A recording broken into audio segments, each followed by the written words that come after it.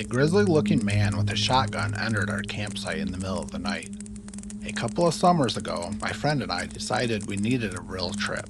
No hotels, no crowds, no tourist trails. We wanted to disappear into the wilderness for a few days and just breathe. So we packed our bags and headed into the Adirondack Mountains. Now, if you've never been to these mountains, let me paint you a picture. It's over 6 million acres of dense forest, jagged peaks, and glacial lakes. And once you get a few miles off the main trail, you are truly, genuinely alone. No cell service, no rangers nearby, just trees in every direction as far as you can see. We hiked about 5 miles in to reach a small, secluded lake tucked back into the wilderness. Set up camp right on the beach. No other tents in sight. No footprints in the mud. No sign that another human being had been out there in weeks. That's exactly what we wanted. We had no idea what we were walking into, though. Our first night, everything was perfect. Fire crackling, stars overhead, nobody around for miles. We were exactly where we wanted to be. Then, at around 10:30 p.m., one of my friends went quiet. "Hey, is that a flashlight?" I looked across the lake. Sure enough, on the far shore, there was a small beam of light moving through the darkness. We stared at it for a second and kind of shrugged it off. Maybe another camper. These mountains are big, but people are allowed to be there.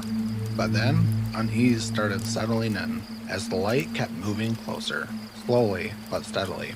It was moving around the lake, right toward our campsite. We watched it for probably 20 minutes, telling ourselves it was probably nothing. Just a hiker passing through. But the light never veered off. It never stopped. It just kept coming. That's when the mood around the fire shifted. Neither of us said it aloud, but we felt it. Something was wrong. We made a decision that probably saved our lives. We decided to quietly go crouch down in the woods at the edge of our campsite, just out of sight. If we didn't then, you wouldn't be hearing about this story right now. About a few minutes after we hid in the trees, a middle-aged but rough-looking man with a big beard walked into the glow of our fire slowly, like he owned the place. And that's when we saw what he was carrying. A pump-action shotgun. Neither of us moved or breathed. He walked around the perimeter of our campsite once, then again, inspecting everything, looking at our gear, our chairs, and our food that was hung up near the tree line. His head was on a swivel, scanning the woods around him. Then he walked straight up to our tent and unzipped it. We watched him go inside and could hear him in there, rustling, rummaging, moving things around. It lasted maybe a minute, maybe two. It felt like forever, though. When he came back out, he stood by the fire and stared out into the darkness surrounding him. And then he cupped his hands around his mouth and shouted, "I know you're out there. Why don't you come say hello?" My friend grabbed my arm. I squeezed her hand back. The man waited, listened. Then he raised the shotgun and fired into the woods. The blast poured through the silence. Birds scattered, and the echo of the sound rolled across the water and died in the trees. The shot wasn't that far from us. He swept his flashlight back and forth through the tree line, slowly scanning the trees. The beam passed over us once, and we flattened ourselves against the ground. Time seemed to have stopped. Neither one of us dared to breathe.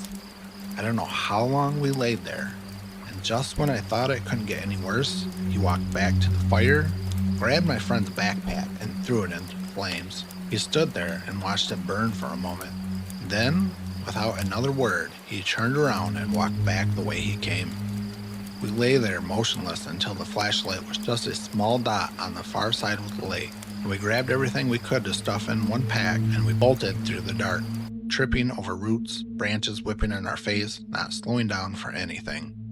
We hit the trailhead somewhere between 2 and 3 in the morning. We drove straight to the police department and filed a full report.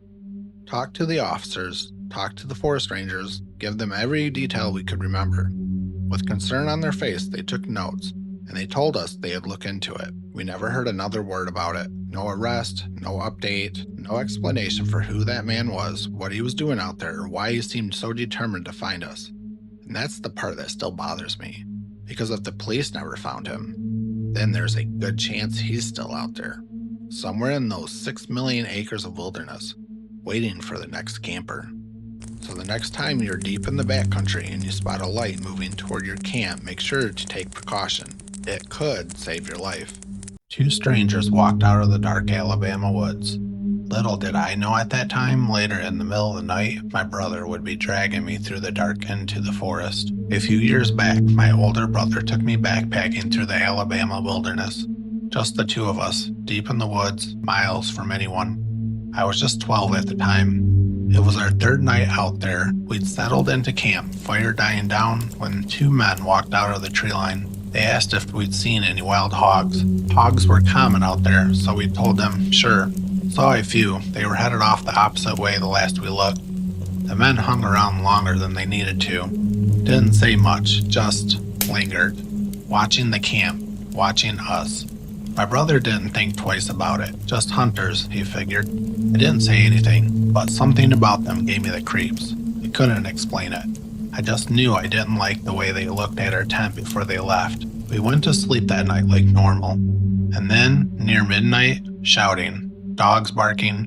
Close, maybe 100 yards out, just past the tree line. My brother sat up, listened for a second, and said it was probably those same guys. Hunters use dogs to corner hogs at night sometimes. Strange hour for it, but rational, I suppose. An explanation that made sense to a tired person. I went back to sleep. I wish I didn't, though. 3 hours later, around 2 a.m., I woke up to my brother's hand clamped on my shoulder, shaking me, his voice low and urgent. Wake up, shoes on, now, quiet as you can. I have never moved so fast in my life. We climbed a ridge overlooking their camp and dropped into the bushes to watch. What I saw made my stomach drop. They weren't where they'd been 3 hours ago. They'd been moving, closing in. By the time we reached that hill, they were maybe 30 yards from our tent. 5 men, 3 or 4 dogs straining against their leads, snapping, going absolutely feral. And 2 of those men were carrying rifles. The dogs had caught our scent. They knew exactly where we'd been sleeping minutes earlier. We lay there in the dark, frozen, watching 5 strangers with guns stand over the spot where we had just been sleeping. Then, without warning, they started shouting, screaming almost, and they opened fire into the woods. Random, wild, bullets tearing through the trees in every direction. My brother grabbed me and threw his entire body over mine, pinning us both flat behind the ridge. The hill was the only thing that saved us. If we'd still been down in that tent, I don't let myself finish that thought, not even now. I fired 5, maybe 6 more rounds. Then, just as suddenly, they turned and started walking back the way they'd come. They'd gotten about 100 yards out when I heard it. Sirens, lights, red and blue, cutting through the black trees like something out of a dream. Turns out, while I'd been asleep after that first round of dog barking, my brother hadn't been resting at all. He'd quietly pulled out a satellite phone my parents packed for emergencies and called the Forest Service. Game wardens and forest officers were already inbound before those men ever got within 30 yards of our tent. To this day, I don't know who those men were. I don't know why they came back at 2 a.m. instead of hunting hogs in daylight like normal people. I don't know why they opened fire into empty woods like they were trying to flush something out, or someone. All I know is this. If my brother hadn't woken me up when he did, if he hadn't trusted that creeping feeling in his gut enough to make that call hours before anything happened, I wouldn't be here telling you this story. So if you're ever out in the woods and someone you don't know asks a few too many questions and lingers a little too long around your camp, trust that feeling. It might be the only warning you get. Have you had any close calls while camping? Let me know in the comments.